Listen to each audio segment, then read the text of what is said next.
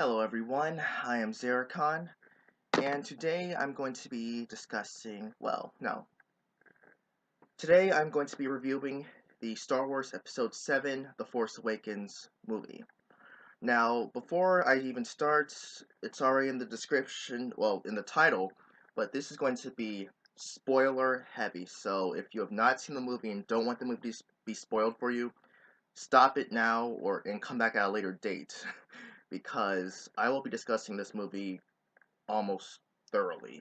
So, without further ado, I'll just give you enough time to stop.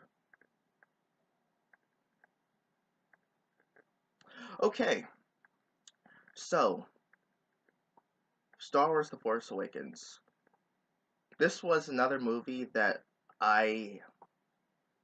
when it was first announced, I was really upset about this movie being made because I really did not believe there should be a movie after Episode 6. Now, I might have mentioned this before, but I felt that there was nothing more that could be told. I mean, yeah, we have the books and the expanded universe, but this is different. This is an actual movie that's fully canon, whereas the books and expanded universe they were unofficially canon.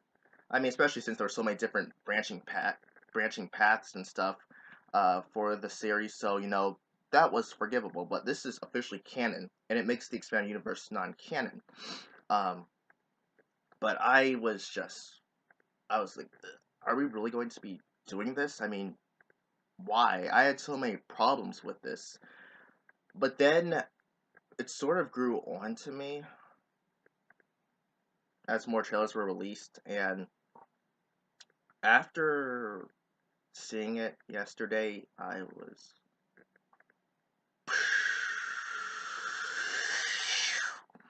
mind was completely blown. I mean, let me first start off. I sat in the movie with my soda and my bag of popcorn with my 3D glasses on, and I was just as soon as the opening credits came on, when like there's Star Wars da, da, da, da, and everything, and you have the opening narration, I literally felt in that moment. If that was all there was to the movie, I would have been completely satisfied and could just go home saying that was awesome. I mean, really. Um, and this best way I can actually describe this movie was it was it pulled at the heartstrings, all right? It pulled at what we loved about Star Wars. And that was an amazing thing because the first part of this movie, you open up and you see a Death Star going to a planet, and then you see like this guy, he's trying to get information because Luke, by the way, has gone missing. That's sort of like what's going on. The Empire, not. There's a new Empire called the First Order, and so they want to find Luke Skywalker, but so are the new rebellion. They want to find Luke too because Princess Leia is in charge of that, and they're trying to find Luke because he's gone missing, and no one knows why. Although people do know why, but you find out about that later on. And but the point is, they're trying to find Luke. Death Star, Star Destroyer is coming. Planet. Where have you seen that before? Star Wars Episode 4, or the first one, or just plain Star Wars. It's coming, people are there, you got this guy who getting information from this other guy, and it's important information, kind of like Death Star plans, huh? And so, the guy puts it in a little astromech droid BB-8, R2D2, ring a bell, and then, everyone comes, all the people get killed and stuff, and then, wait, this is episode 4. Yeah, and that's another thing. This movie, like I said, pulls at the heartstrings because it is basically a large chunk of it is episode 4. A lot of it is A New Hope. And that's the best way I can describe this movie. It's like I said, it tugs at the heartstrings because you're like, I've seen this before. I sat there in the movies thinking, I've seen this before. I've seen this before. I've seen this before.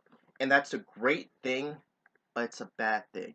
Okay, so going back in, people come in, then like, oh wait, it's the guy who looks like Darth Vader, Kylo Ren, and you're like, oh, I've seen this before. So it goes in, the guy who like had the information is captured. Oh, also by the way, Kylo Ren, that opening scene with him is completely cool. I can't lie. Um, Even though you automatically think, oh, this is a Darth Vader knockoff. The way he just came in and there's like he when Poe, the pilot who was captured, when he fires his blaster and then he just stops the energy blast right in the middle of the air. That has never been done in a full movie. I mean, you've seen people who have fired blasters like Darth Vader, and he just like stopped the blast with his hand, the actual blasts like just hit his hand and stuff. But that was it. Like he almost absorbed, but he actually stopped it in midair. And what? He didn't even need to concentrate on holding the midair because it was like that way the whole scene. It was just blasted, and he was like going on, just standing there talking to Poe, trying to ask him where the map was, and so on and so forth. And as soon as he walks away and leaves, though, that's when the blast actually goes through. And of course, then you have this one stormtrooper who, after the slaughtering of the people there, he starts to feel doubt and stuff. Uh, so it's speeding things up. You have the scavenger Ray, who happens to stumble upon the astromech droid. She lives on the planet Jakku, which might say resembles Tatooine. So, long story short, uh, the the stormtrooper defected FN, I think 128, who rescues Poe, who after interrogation reveals where the map to where the map is, and so he rescues him because he doesn't like what he's doing, and you, long story short, it happens in the way it happened in Star Wars. Well, I mean, not entirely, but with the rescuing of Princess Leia and stuff, and how they're having a hard time getting out of there and stuff. Yeah, that was just like that. By the way, and then with Ray and stuff. Uh, wow, where can I go to? Because I really can't just go and say something because you might as well just be watching Star Wars, seriously. Because um, you know, when eventually they get off, they find basically Finn leaves. They go back to Jakku because Poe wants to get the astromech droid. Then Poe supposedly dies, and then Finn comes across Rey, who's a scavenger who I said who lives on Jakku, and she's like your Luke Skywalker character. Lives on a desert planet. Are you the chosen one? You're gonna be the chosen one, aren't you? You're gonna be the chosen one. I bet you're gonna be the chosen one. But then, you know, uh, they find the astromech droid. They realize that they have to go to the rebellion and stuff because the droid has the map, even though it's actually not complete, which they realize later on. But they go on, boom, boom, boom, stuff happens. They find Han Solo. Han Solo finds them, and they get back into the Ash, and they get the Millennium Falcon back, and they finally go to this place where they're trying to find a way to get transportation. Uh, Finn eventually reveals that he was a stormtrooper and stuff, and then then he leaves because he just wants to ride. He doesn't want to face the First Order because he's afraid of them after what he's seen. Um, and then Rey goes downstairs, finds a lightsaber, which happens to be Anakin's lightsaber, which was Luke Skywalker's after Obi-Wan gave it to him. But might I say, how in the world did they get this lightsaber? I mean, last time I checked, Darth Vader cut off Luke's hand, and the lightsaber, along with Luke's hand, mind you, fell down into this virtually bottomless pit, and we somehow found it again. I mean, but then again, if you count the fact that Darth Maul supposedly survived when he was cut in half I'm not gonna go there. But yeah, and then she sees visions of Luke and stuff and the future and stuff, and that leads me to believe stuff, but I'm just gonna quickly go through the story.